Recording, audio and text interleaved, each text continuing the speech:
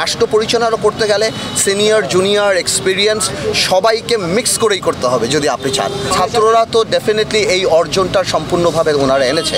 আমরা হয়তো কিছু পার্ট আমরা ওনাদের জন্য জেলে গিয়েছি, ওনাদের পক্ষে দাঁড়িয়েছি, বাট এই অর্জনটা তো ওনাদেরকে মূল্যায়ন করতে হবে। শুধু কাউকে দিয়ে আপনি রাষ্ট্রীয় পরিচালনা করতে পারবেন না। আই এম শিওর এটা ছাত্ররা রিয়েলাইজ করছে। 5 বছর বা 8 বছর 10 বছর না, প্রশ্নটা হলো কি আপনি যেই পরিবর্তনগুলি আনতে চান সেগুলি সাংবিধানিক পরিবর্তন। এখন এটা কি আপনি অর্ডিন্যান্স করে পরবর্তী সরকার দিয়ে ঠিক করবেন না? পরবর্তী সরকার কাউকে না কাউকে তো আপনার বিশ্বাস করতে হবে।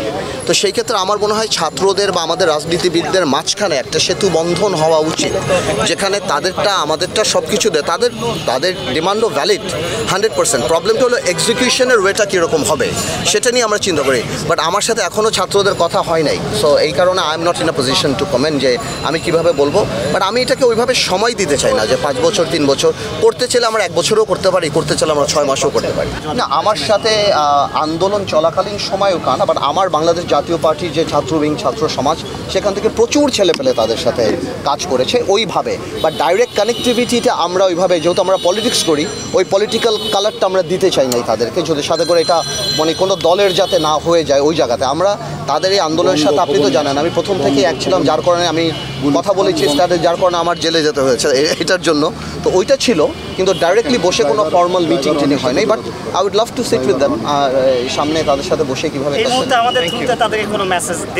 না, আমি সেটাই বলবো যে আলাপ আলোচনা করে ছাত্ররা যেহেতু এত বড় অর্জন, আমরা আলাপ আলোচনারে কীভাবে সাস্টেইনেবল গণতন্ত্র, এবং এটাও সত্যি কথা ছাত্র যে আর কেউ জানি এরকম ভাবে একটা স্বৈরাচার বা একটা মনস্টার না হয়ে যেতে পারি আমরা বলে, এই সব কিছু আমাদের মাথায় রাখতে হবে।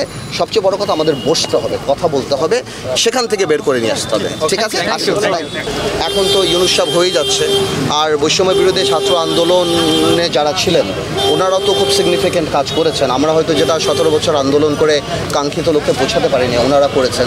তো ডেফিনেটলি ওনাদের একটা স্টেক থাকবে, ওনাদের একটা সে থাকবে। আমার বিশ্বাস এটা রাষ্ট্রপতি বলেন বা ইউনূস সাহেব যিনি আসবেন, ওনারা বসে একটা ব্যালেন্স ক্রিয়েট করে ফেলতে পারেন। সো আমার ধারণা ওই জিনিসটা ওভাবেই হোক। বাট আমি মনে করি এর আরেকটা ব্যাপার কথা বলেছিলাম, এটা খুব করতে বলো আমলাদের ব্যাপারটা।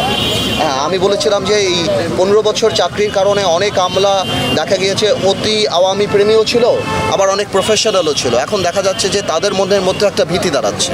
তো আমলাদেরকে যদি আপনি এই কমফোর্ট জোনে না আনেন তাহলে কিন্তু সরকারি অফিস চলবে না এবং কোনো কাজই হবে না।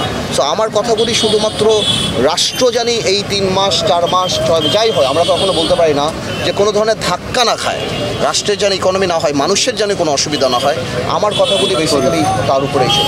আর বাকি যারা আছে, আমরা যখন জেলে ছিলাম তখন তো কথা হয়েছে, শপথ মনে হয় কালকে না কালকে, হ্যাঁ, তো কালকেই তো আমরা দেখতে পারবো। আমরা যদি অবশ্যই তো আমরা তো ইনভাইটেড, আমরা আসলে আমরা দেখতে পারবো। বাট শপথ হোক, একটা নতুন সরকার হোক, ভালোভাবে কাজ হোক, কিন্তু রাষ্ট্রপতির জায়গাটা এই ধরনের সিচুয়েশন অনেক ক্রুশিয়াল না। আমাদের কথা দেখুন, আমরা তো চাই, আমরা তো গণতান্ত্রিক পার্টি, আমরা তো পলিটিক্স করি, আমরা তো চাই নির্বাচন হবে, দেশ গণতন্ত্রের মতো চলবে। বাট এখন যদি ওনারা ডেফিনেটলি যদি মনে করে এটা 3 মাসের জায়গায় বেশি করতে চায়, they must have a valid reason যে কেন তা না করতে চান, কিসের জন্য করতে চান, কি আসবে। এটা আসলে আমার মনে হয় প্রত্যেকটা পলিটিক্যাল বা সিগনিফিক্যান্ট পলিটিক্যাল পার্টিদের সাথে কথা বলে যদি ওনারা এটা করেন, আমার মনে হয় এটা বেটার হবে। বাট আমার সাথে এই ব্যাপারে কথা হয় নাই। আমি সবসময় বলেছি যেহেতু এটা মোটামুটি শেপে চলেই আসছে যে কিনি হচ্ছেন, কারা হবেন বা কারা থাকবেন, তো এই ব্যাপারে আমার কথা বলাটা আসলে এখন আর তেমন গুরুত্ব বহন করে না। আনুষঙ্গিক আপনারা ভালো করে জানেন সারা বাংলাদেশে কি হচ্ছে, এই জিনিসগুলিকে জানি কিভাবে স্টপ করা যায়, এই ব্যাপারে আমি